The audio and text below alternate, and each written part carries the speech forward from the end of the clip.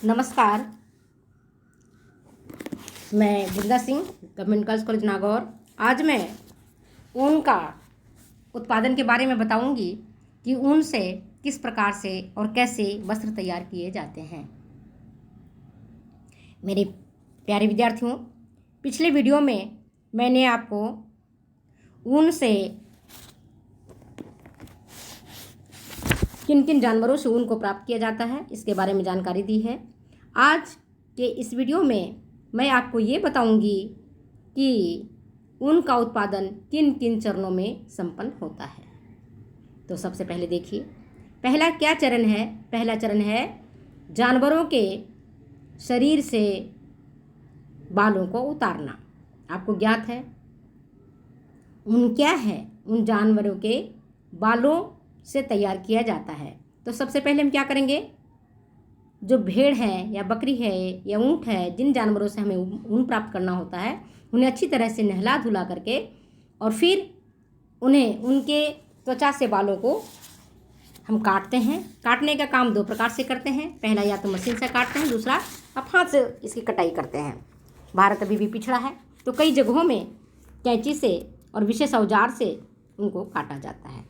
दूसरा है जब आप उनके शरीर से बालों को उतार लेते हैं तो उनकी छटाई और श्रेणीकरण किया जाता है, मतलब सॉर्टिंग एंड ग्रेडिंग। एक ही भेड़ के शरीर से लगभग 15 से 20 ग्रेड्स की उनकी प्राप्ति होती है। अब आप कहेंगे कैसे।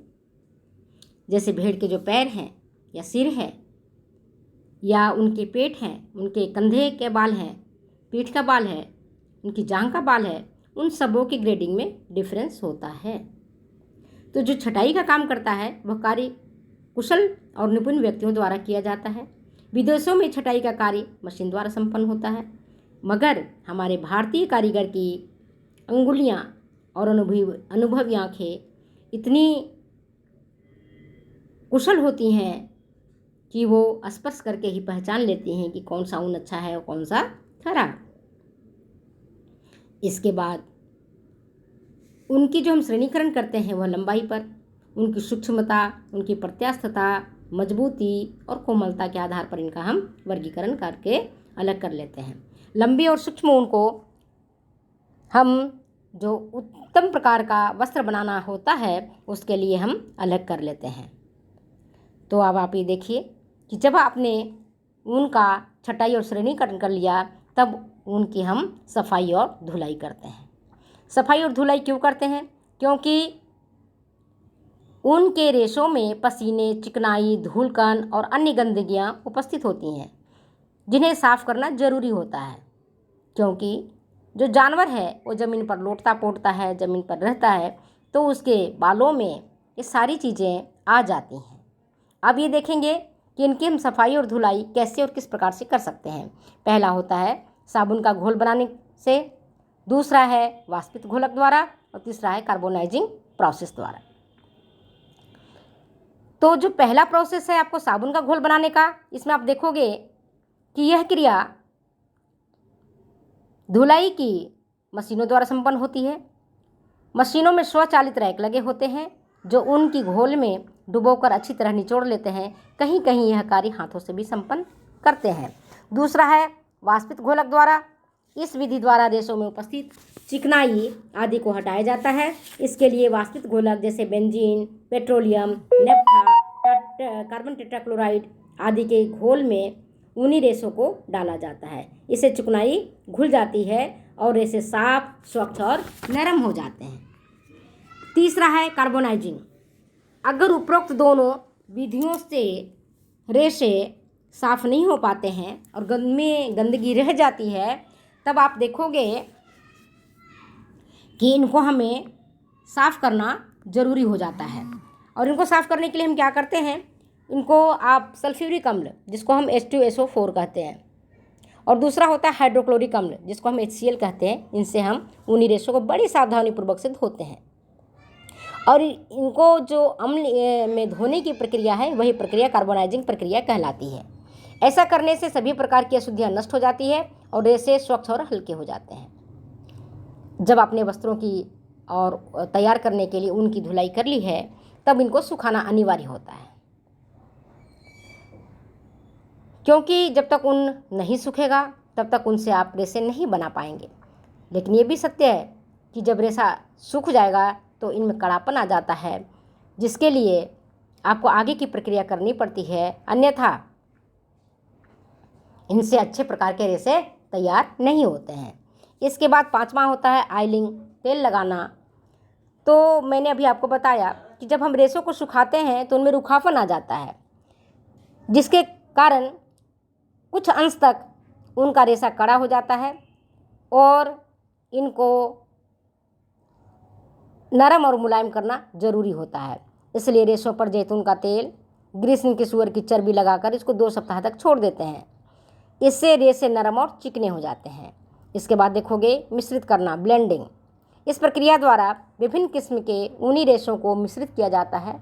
अब आप ये पूछेंगे कि मिश्रित क्यों किया जाता है, क्यों करते हैं मिश्रित, आजकल हर चीज़ क्यों एडल्टरेटेड है।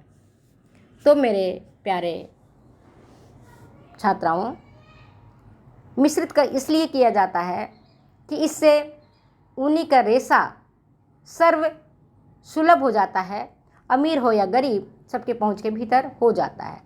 बहुत कम लोग ऐसे होते हैं जो कि बहुत पैसा दे करके और अच्छे से इसको खरीद सकते हैं। कुछ लोग ऐसे होते हैं जिनके पास आमदनी कम होती है, तो उनके लिए अच्छे क्वालिटी के और मध्यम क्वालिटी के और निम्न कोटि क्वालिटी के ऊन को एक साथ मिला देते हैं, जिससे कि उनकी गुणवत्ता ठीक ठीक हो जाती है और उसे सामान्य लोगों के पहुंच के भीतर हो जाती है।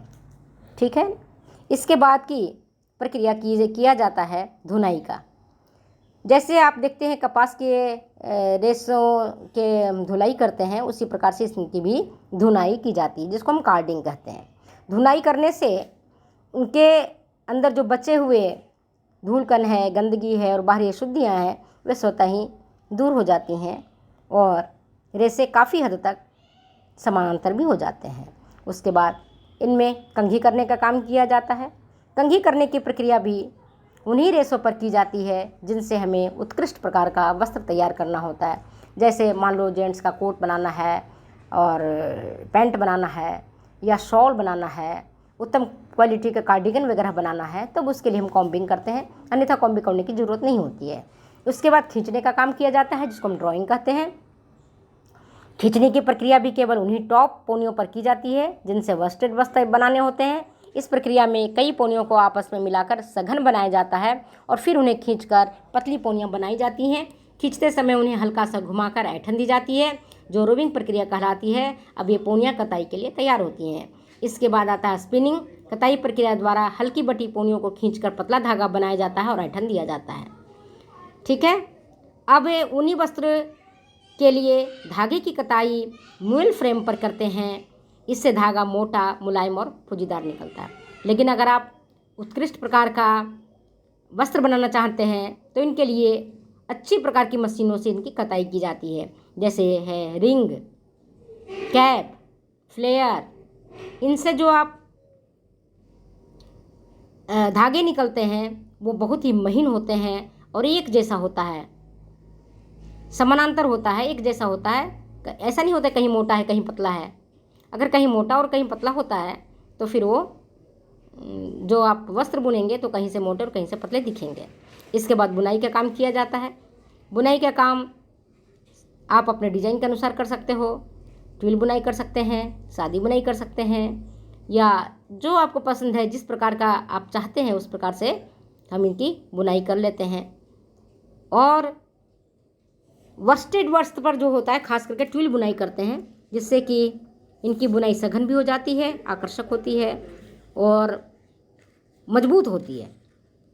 वहीं जो आपके जैसे पुलोवर है, स्कर्ट है, जैकेट है, स्वेटर है, कंबल है, इनके लिए हम सामान्यतः प्लेन बुनाई करते हैं। इसके बाद भराई का काम किया जाता है। जब वस्त्र बनकर तैयार हो जाते हैं तो इनकी भराई करना आवश्यक हो जाता है। भराई से इनकी रचना सघन हो जाती है और वस्त्र आकर्षक दिखता है। भराई के लिए तैयार वस्त्रों को साबुन युक्त गर्म पानी में दबा दबाकर घुमाते हैं, जिससे रेशों की आपसी दूरी कुछ कम हो जाती है और ये आपस में फंसकर एक दूसरे से सट जाते हैं। साथ ही वस्त्र को जितना सिकुड़ना रहता है सिकुड़ जाता है। इस प्रकार नमी, गर्मी और दबाव का हल्का सा प्रभाव डालकर ठंडे पानी में धोने की प्रक्रिया को ही हम भराई कहते हैं, जिसको हम अंग्रेजी में फूलिंग कहते हैं।